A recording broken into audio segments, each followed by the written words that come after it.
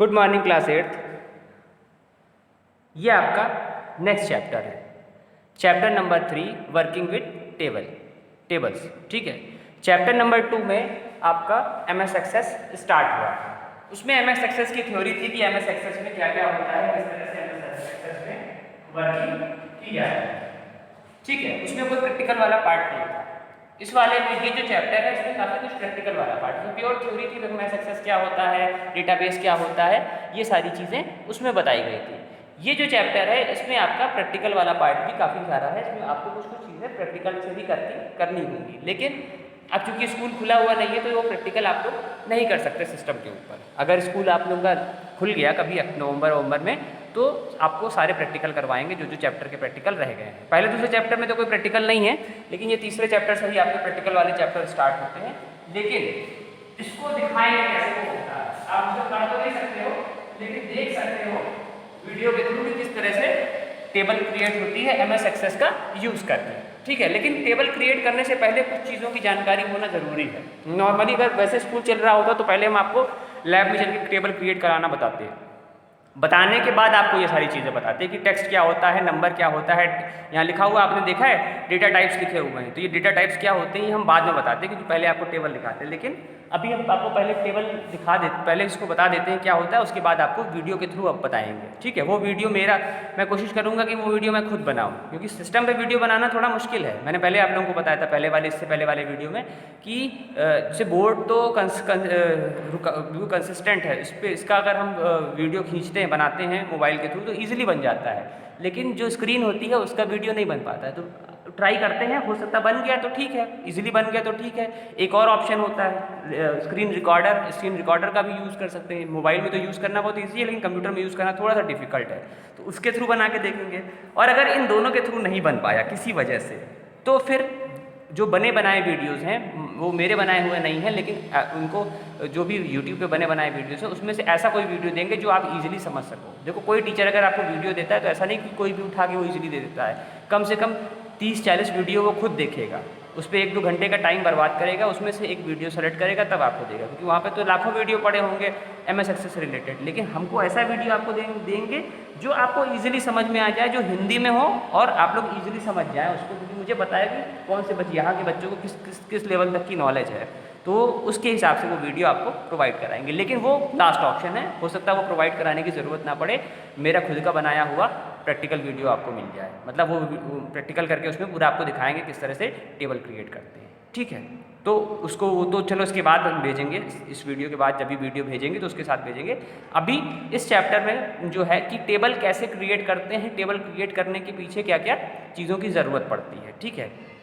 हालांकि 2 व्यू होते हैं, डेटा शीट व्यू और डिज़ाइन व्यू, वो आगे बताएंगे। जब आगे इसको बताने के बाद बताएंगे कि डेटा शीट व्यू जो होता है वो उसमें हमको टेबल डिस्प्ले होती है, उसमें हम डेटा इंटर करते हैं टेबल के अंदर, और डिज़ाइन व्यू के अंदर हम टेबल के डेटा टाइप्स क्रिएट करते हैं। टेबल क्रिएट करने से पहले हमको हर फील्ड का, हर कॉलम, कॉलम को फील्ड कहते हैं यहाँ पे, तो कॉलम जो हेडिंग होती है वो फील्ड, हर फील्ड का अपना एक डेटा टाइप होता है, मतलब जिसके अंदर जो डेटा होगा उसको भी का एक टाइप डिफाइन होगा। कैसे होता है देखो, सबसे पहले मान लो हमने स्टूडेंट नाम की टेबल बनाई है। ये एक टेबल है जिसका नाम है स्टूडेंट।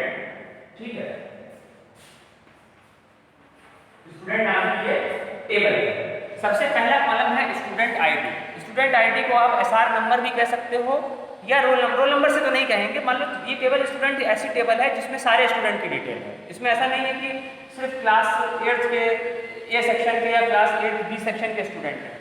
भाई स्कूल के डेटा में ऐसे भी रजिस्टर होते हैं, ऐसी भी फाइल्स होती हैं जहाँ पर सारे स्टूडेंट की डिटेल होती है। तो हमने एक ऐसी टेबल बनाई है स्कूल के लेवल की जिसमें सारे स्टूडेंट की डिटेल है।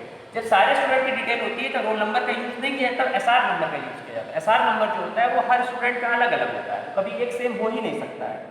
मतलब जो जिसने 8 सालों पहले 5 साल पहले एडमिशन लिया होगा उसका SR नंबर अलग होगा। अगर वो मान लो एडमिशन लेने के बाद भी वो स्कूल छोड़कर चला जाए तो भी वो SR नंबर उसी के नाम से अलॉट होगा। नया स्टूडेंट जो आएगा उसको नया SR नंबर ही मिलेगा।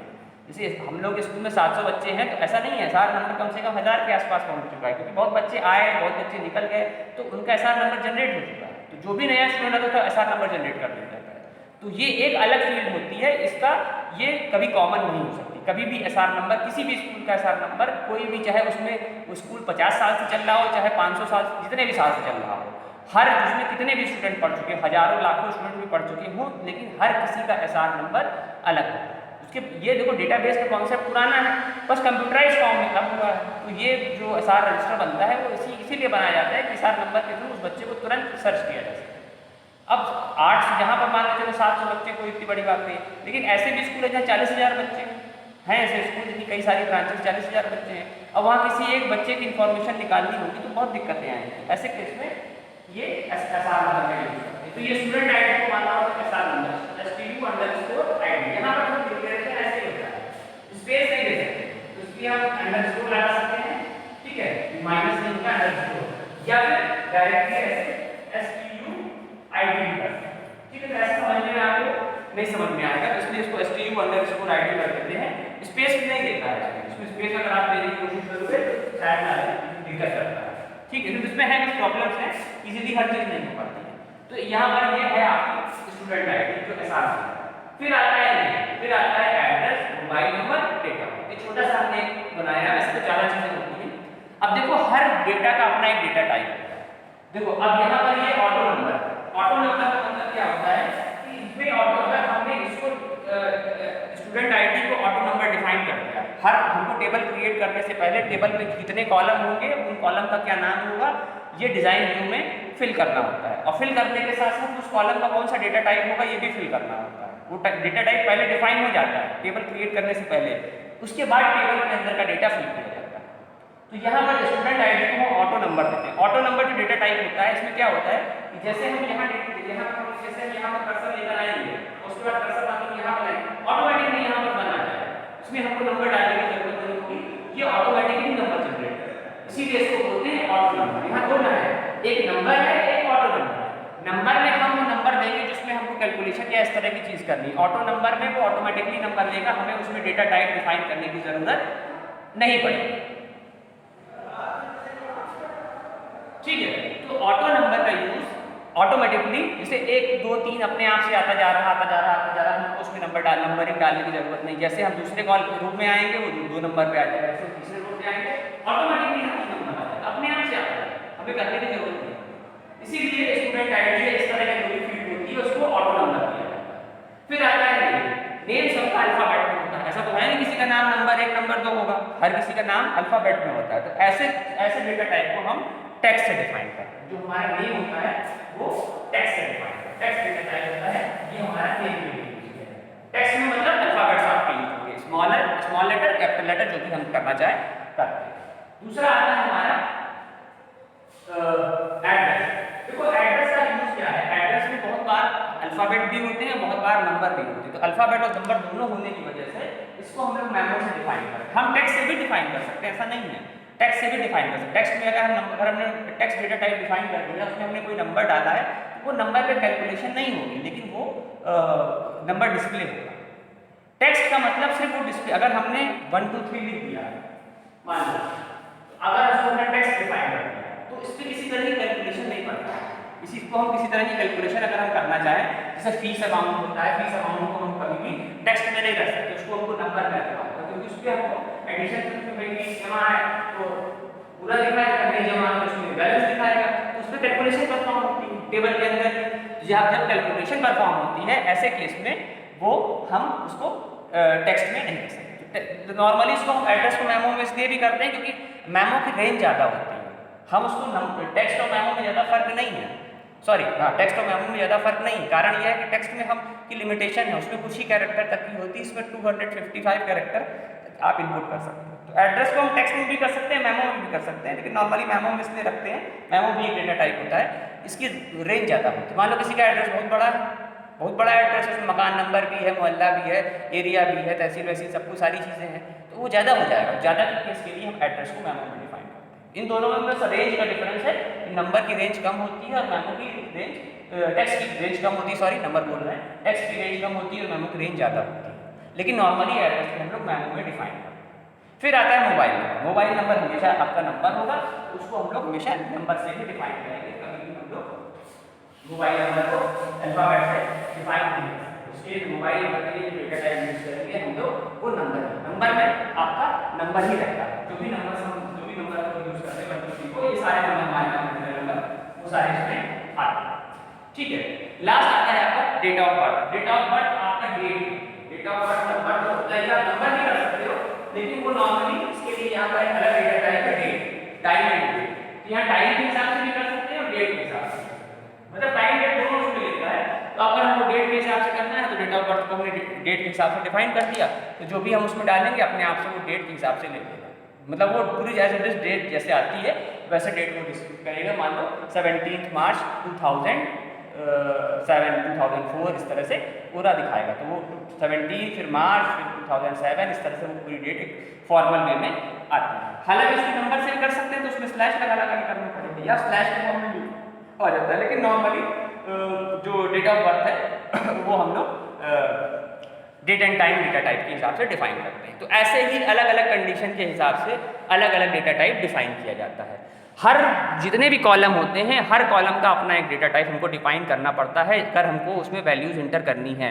वैल्यूज़ इंटर करने से टेबल डिज़ाइन पहले हमको टेबल बनानी पड़ेगी डिज़ाइन व्यू में, फिर उसी टेबल डेटा शीट व्यू में जाकर हमको उस टेबल में डेटा को फिल करना होता है। डेटा पहले नहीं फिल कर सकते, पहले हमको ये जितने ऊपर फील्ड आपको दिख रही, जो कॉलम की हेडिंग दिख रही है, इसको फील्ड बोलते हैं, तो इस फील्ड का नाम दे देंगे और इसका कौन सा डेटा टाइप होगा वो डिफाइन करेंगे। और भी होते हैं, येस और नो होता है, और ये आपका हाइपर लिंक होता है, लगभग तो इसमें सारे कवर कर ही दिए हैं। येस और नो नहीं कवर किया। येस और नो का केस ऐसे है भाई, जैसे मान लो एक टेबल है, टेबल में जैसे है ट्रांसपोर्ट, एक कॉलम है या ट्रांसपोर्ट, तो कुछ बच्चे ट्रांसपोर्ट से आते हैं, कुछ बच्चे ट्रांसपोर्ट से नहीं आते हैं, तो मान लो उसमें ट्रांसपोर्ट का कॉलम दे दिया, तो उस बच्चे के नाम के आगे उसमें या तो यस होगा या फिर नो होगा। जो ट्रांसपोर्ट पे आएगा उस पर यस आएगा, और जिस पे जो ट्रांसपोर्ट से नहीं आएगा उस पर नो आ जाएगा। तो यस और नो भी होता है, और भी होते हैं, लेकिन ये जनरल है जो आपको यूज़ करना है। हाइपर लिंक का मतलब होता है कि मान लो उस पर लिंकिंग कर दी है, जैसे स्टूडेंट की टेबल नहीं है, किसी और चीज़ की टेबल है, मान लो जैसे हमने एक टेबल बनाई जिसमें इंडिया की सारी बड़ी कंपनीज़ के नाम हैं, ठीक है, एक हमने टेबल बनाई, तो उसमें हमने कंपनी आईडी कर दी, कंपनी नेम दे दिया, कंपनी एड्रेस दे दिया, कंपनी का कॉन्टैक्ट नंबर दे दिया, और एक दे दिया लिंकिंग नाम का एक कॉलम बना दिया। तो उसमें हमने सारी कंपनीज़ की मेल आईडी वहाँ पर डिस्प्ले कर दी और उसको उसमें डेटा टाइप दे दिया हाइपर लिंक। जैसे हम उस कंपनी की मेल आईडी उस पर आईडी पे क्लिक करेंगे या वेबसाइट पे क्लिक करेंगे, ऑटोमेटिकली वो हमें उस कंपनी की जो वेबसाइट होगी उस पर लेकर चला जाएगा। टेबल से ही हम डायरेक्टली नेट का यूज़ करके हम उस वेबसाइट पर पहुंच जाएंगे। तो हाइपर लिंक का भी यूज़ होता है, और भी होते हैं, लेकिन उनका यूज़ अभी आपके क्लास के लेवल के हिसाब से नहीं है, इसलिए हम उसको नहीं बता रहे हैं। कई सारे डेटा टाइप होते हैं। कहने का मतलब ये है कि किसी भी तरह की यहाँ पर टेबल, जैसे एक्सेल में टेबल डिफाइन करते थे तो वहाँ इतना झंझट नहीं होता था, क्योंकि एक्सेल की टेबल और उसके टेबल में ज़मीन आसमान का डिफरेंस है। वो मैंने आपको इससे पहले वाले वीडियोज़ में बताया कि एक्सेल की टेबल में आपको टेबल की लिंकिंग नहीं कर सकते हो, ठीक है। दूसरी यहाँ पर टेबल की लिंकिंग होती है, एक टेबल दूसरी टेबल से कनेक्ट होती है। भाई अगर मान लो एक बड़ी टेबल बनती है जिसमें SD कॉलेज स्कूल की सारी डिटेल है, तो उसमें एक मास्टर टेबल होगी जिसमें स्टूडेंट की भी डिटेल्स से लिंकिंग होगी और टीचर्स की भी होगी, और एक ऐसी कई सारी इंडिविजुअल टेबल होंगी जो पर्टिकुलरली अलग अलग उसको कवर करेंगी। एक स्टूडेंट की टेबल होगी, एक टीचर्स की टेबल होगी, एक स्टाफ की टेबल होगी, एक मैनेजमेंट की टेबल होगी। ये सारी टेबल एक मेन टेबल से लिंक्ड होंगी। अब उसमें फ़र्क क्या होता है कि अगर हमने स्टूडेंट की टेबल में लिंक किया तो अपने आप वो बाकी के टेबल्स में जहाँ जहाँ स्टूडेंट वाली टेबल की इन्फॉर्मेशन होगी वो अपने आप से अपडेट हो जाएगी। लेकिन एक्सेल वाली टेबल में ऐसा नहीं होता। एक्सेल वाली टेबल में क्या है कि एक्सेल की अगर टेबल है तो वो टेबल में सेम टेबल में जो हम चेंजेस करेंगे बस उसी टेबल में होगा, दूसरी उसकी लिंकिंग नहीं होती है, इस वजह से उसमें प्रॉब्लम आती है। इसीलिए इसकी टेबल को डिफाइन करना थोड़ा मुश्किल होता है। डेटा एक्सेल में हम इजीली डिफाइन कर लेते हैं, इजीली डिफाइन नहीं कर पाते क्योंकि इसमें बहुत सारे चीज़ें हमें इन्वॉल्व करनी पड़ती हैं, क्योंकि अब जब इतनी सारी फैसिलिटीज़ दे रहा है तो वो काम इतना ईजी नहीं होगा कि आप उसको इजीली क्रिएट कर सकें। इसीलिए यहाँ पर हमको हर डेटा का डेटा टाइप डिफाइन करना पड़ता है। वहाँ पर कोई डेटा टाइप नहीं डिफाइन करना है, टेक कॉलम लिखा और नीचे नीचे वैल्यूज इंसर्ट करते चले गए। लेकिन यहाँ पहले टेबल बनाने से पहले सारे कॉलम के नेम देने होंगे, उन कॉलम्स का डेटा टाइप डिफाइन करना होगा। डेटा टाइप डिफाइन करने के बाद ही आप उसमें कोई डेटा एंटर कर सकते हैं। तो जैसे ये टेबल क्रिएट हो गई, इस टेबल क्रिएट करके सेव करते हैं। सेव करने के बाद इसमें डिज़ाइन व्यू का ऑप्शन, डेटा शीट व्यू का ऑप्शन आता है। दो ऑप्शन इसमें यूज होते हैं, डेटा शीट व्यू और डिज़ाइन व्यू। कैसे होते हैं वो आपको दिखाएंगे, तब आपको ज़्यादा क्लियर समझ में आएगा। तो डिज़ाइन व्यू में हम डेटा को क्रिएट करते हैं, सारे कॉलम्स क्रिएट करते हैं, और भी इसमें ऑप्शन ये भी होता है कि आप आगे भी कॉलम ऐड कर सकते हैं। भाई मान लो आप टेबल बना रहे हो, फिर आपको लगा अचानक से इसमें नहीं एक कॉलम और कोई होना चाहिए, तो आप उसका भी ऑप्शन उसमें दिया होता है, उसमें आप अगला कॉलम बाद में बीच में भी ऐड कर सकते हो। टेबल बनाते समय आपने आधी टेबल बना ली, आधी टेबल बनाने के बाद आपको लगता है कि नहीं इसमें और कॉलम की ज़रूरत है, तो आप बाद में भी कॉलम इंटर कर सकते हो। बाद में अपने आप से वो फील्ड, अपने आप से वो कॉलम आपको आपकी मेन टेबल में दिखाई देगा। जैसे हम डिज़ाइन व्यू में एक कॉलम बढ़ाएंगे, अपने आप डेटा शीट व्यू में वो कॉलम वहाँ डिस्प्ले करने लगेगा, फिर उसमें आपको डेटा एंटर करना है। ठीक है, तो ऐसे केसेस में किस में रहता है कि डेटाबेस में हम कोई चेंजेस भी करना चाहें, टेबल में कोई चेंजेस करना चाहें तो कर सकते हैं।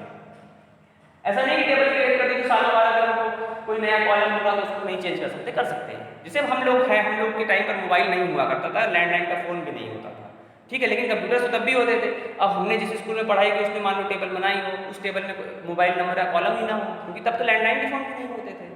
अब बाद में ये चीज़ें अवेलेबल हो गई तो अब उसका कॉलम क्रिएट हो गया। तो इस तरह से चेंजेस टेक्नोलॉजी के चेंजेस के साथ या टाइम के चेंजेस के साथ में इनमें चेंजेस भी हम लोग कर सकते हैं। तो वो ये फैसिलिटीज़ इसमें रहती है कि आप जैसे भी अपनी सुविधा के हिसाब से उसको चेंज करें, ठीक है।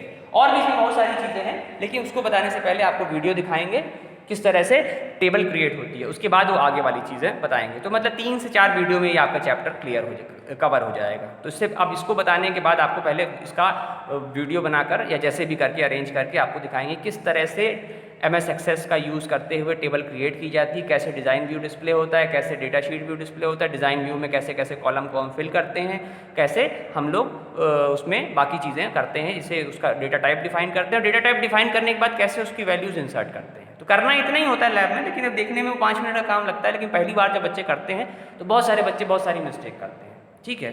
जब मिस्टेक करते हैं फिर वो धीरे धीरे सही करने लगते हैं। तो अभी तो लैब नहीं है हो सकती, लेकिन अभी जो जिस मीडियम से हम आपको समझा सकते हैं उसका यूज़ करते हुए इसको बताने की कोशिश करेंगे। तो नेक्स्ट वीडियो जब भी आपको मिलेगा तो उसमें आपको प्रैक्टिकल वाला पार्ट आप उसको डिस्प्ले होगा। तो इस वीडियो को भी देखें, उस वीडियो को भी 1-2 बार देखें, कई बार देखें, तो आपको चीज़ें क्लियर हो जाएंगी। फिर जब भी स्कूल खुलेगा तो वो चीज़ें तो होंगी। और मान लो नहीं भी किसी वजह से हो पाता है तो ये चैप्टर आगे चल के फिर से आएगा, तो उसमें अगर थोड़ा सा यहाँ समझे रहोगे तो वहाँ समझने में उतनी दिक्कतें नहीं आएंगी।